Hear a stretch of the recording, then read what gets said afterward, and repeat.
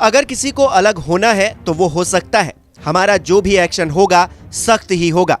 ये बड़ा बयान दिया है शरद पवार ने, वो भी तब जब अजीत पवार के बीजेपी में जाने के कयास लगाए जा रहे हैं।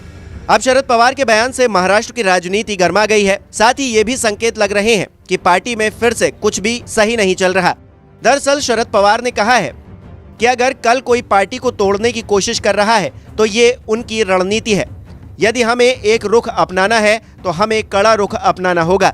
हालांकि इस मुद्दे पर आज बात करना उचित नहीं है, क्योंकि हमने इस पर अभी तक चर्चा नहीं की है। शरद पवार के इस बयान से पहले शुक्रवार को अजीत पवार ने ये कहा था कि वो 100% सीएम बनना चाहते हैं। उनके इस बयान का समर्थन संजय राउत और सुप्रिया सुले ने भी किया था। संजय राउत ने यहाँ तक कह दिया था कि अजीत पवार में वो काबिलियत है कि वो सीएम बन सकते हैं। उनके पास सबसे ज्यादा बार डिप्टी सीएम रहने का रिकॉर्ड है। जबकि शरद पवार की बेटी सुप्रिया सुले ने भी अजीत पवार का समर्थन करते हुए कहा था कि वो अजीत के इस बयान को सच्चा मानती हैं। सुप्रिया ने ये तक कह दिया कि अजीत पवार ईमानदार हैं, क्योंकि उन्होंने खुलकर अपनी महत्वाकांक्षाओं पर बात की है। इससे पहले बीजेपी में जाने की अटकलों पर खुद अजीत पवार का बड़ा बयान सामने आया था, जिसमें उन्होंने ये कहा था कि वो एनसीपी में हैं और एनसीपी में ही रहेंगे। उनके इस बयान के साथ ही एनसीपी में दो फाड़ होने और बीजेपी में जाने की अटकलों पर विराम लग गया था। अजीत पवार ने साफ साफ कह दिया था कि मेरे बारे में फैली अफवाहों में कोई सच्चाई नहीं है, मैं एनसीपी के साथ हूं और पार्टी के साथ रहूंगा। अजीत पवार के बयान के बाद ये तो साफ था कि वो पार्टी नहीं छोड़ रहे। इसके बाद संजय राउत और सुप्रिया सुले के बयान से ये साफ हुआ कि पार्टी में भी सब कुछ ठीक है। लेकिन अब शरद पवार के बयान से चर्चा का बाजार फिर से गर्म हो गया है कि क्या पार्टी में फिर से किसी तरह के मनमुटाव की स्थिति बनने वाली है। जो भी हो, लेकिन राजनीति के जानकार दावा कर रहे हैं कि अभी भी पार्टी में कुछ भी ठीक नहीं है।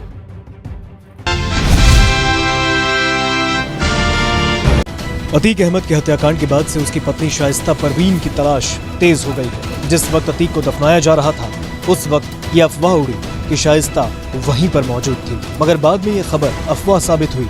2 दिन पहले भी शाइस्ता के सरेंडर करने की बात सामने आ रही थी, लेकिन वो भी खोखली साबित हुई।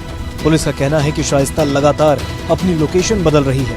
इधर गोरखपुर में शाइस्ता परवीन के समर्थन में पीएचडी होल्डर 58 साल के बुजुर्ग धरने पर बैठे हैं। उनका कहना है शाइस्ता को बेवजह परेशान न किया जाए। धरने पर बैठे बुजुर्ग का नाम संपूर्णानंद मल्ल है।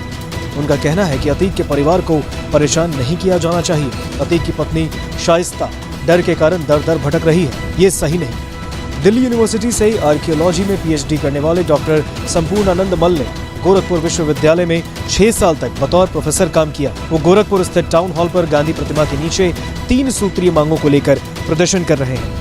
हाथ में शाइस्ता की तलाश क्यों लिखी हुई तख्ती और तिरंगा लेकर धरने पर बैठे प्रोफेसर ने ये कहा है कि कोई महिला इस तरह मारी मारी फिर रही है, ये हम सब के लिए कलंक की बात है।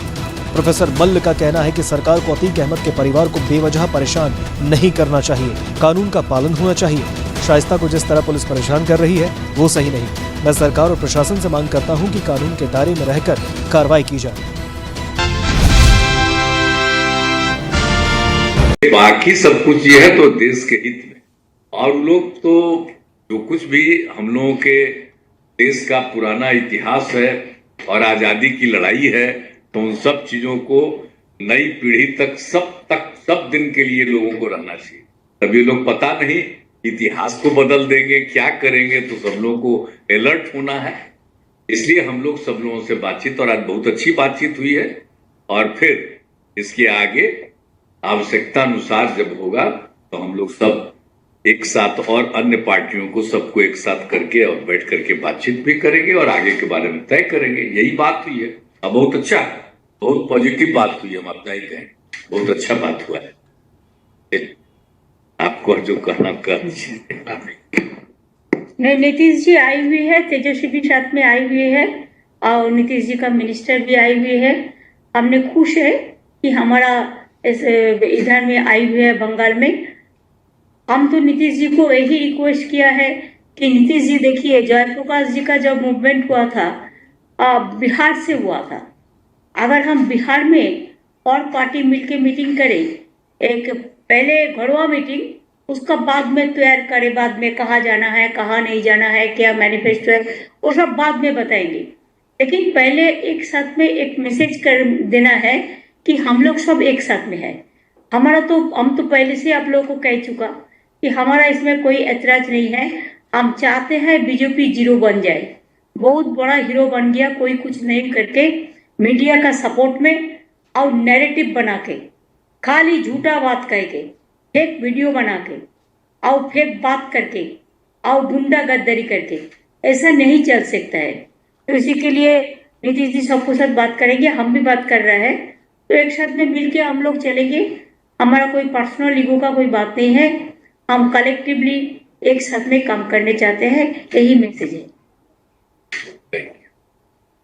ठीक, I think it is okay. Tejasvi कुछ बोलो। नहीं हो गया, बात हो गई तो ठीक है, thank you. I think you don't have any question.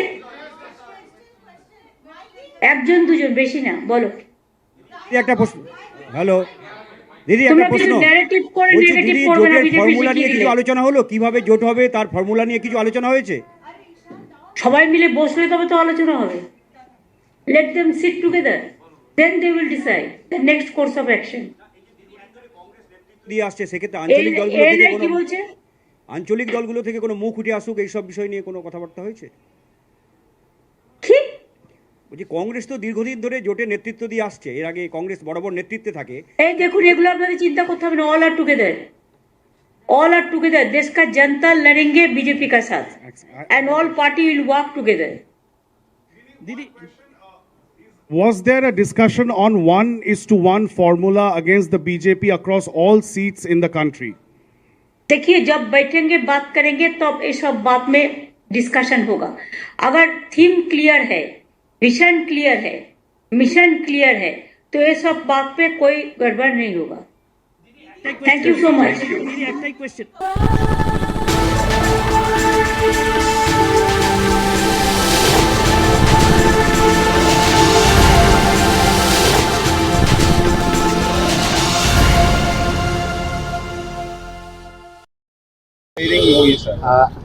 जो राहुल गांधी जी के खिलाफ जो पटना में सिविल कोर्ट में जो एक मानहानि का मुकदमा चल रहा है, सुशील मोदी जी की तरफ से जो दायर किया गया था, तो उसमें कल यानी 25 तारीख को पटना के कोर्ट ने श्री राहुल गांधी जी को बुलाया था और उनके वकील ने वहाँ ये कहा था कि उनको 25 तारीख को उपस्थित कराएंगे हम। लेकिन उसके बाद उन्होंने एक पिटीशन फाइल किया हाई कोर्ट में कि अब एक नया फैसला चूँकि सूरत कोर्ट का आ गया है, जिसमें कि राहुल गांधी जी को उसी अपराध के लिए सजा हो गई है, यानी कि मानहानि के लिए ही उनके खिलाफ एक गुजरात के एमएलए ने जो वहाँ मुकदमा दायर किया था गुजरात में, सूरत में, उस केस में उनको बाकायदा ट्रायल करके और उनको सजा दे दी गई है। तो जब उनको उसी अपराध के लिए एक जगह सजा दी गई है, तो यहाँ पर पटना के कोर्ट में उनके ऊपर ट्रायल नहीं चलना चाहिए और इसलिए हम लोग आए हैं यहाँ कि उसको स्टे किया जाए, स्थगित किया जाए अभी। तो उस पर आज सुनवाई हुई कोर्ट के द्वारा और कोर्ट ने मुझे समय दिया है कि आप इसका जवाब दें, जो आज इन्होंने बहस रखी है अपनी, कि चूँकि एक कोर्ट से उन पर मुकदमा चल करके उनको सजा हो गई है, तो संविधान के प्रावधान और क्रिमिनल प्रोसीजर कोड के प्रावधान के तहत क्या उन पर दोबारा उसी अपराध के लिए ट्रायल चल सकता है या उनको सजा दी जा सकती है। तो इस पर मैंने कोर्ट से वक्त लिया है कि मैं कोर्ट को इसका जवाब दूंगा और पुनः ये मामला अब सुनवाई के लिए आएगा 15 मई को। कब जिस दिन राहुल गांधी का पेश होंगे सर या नहीं? नहीं, कोर्ट ने तब तक के लिए रोक लगा दी, निचली अदालत की सुनवाई पर रोक लगा दी है कि जब तक अभी अगली सुनवाई यहाँ नहीं होती है तब तक निचली अदालत में कोई कार्रवाई नहीं होगी।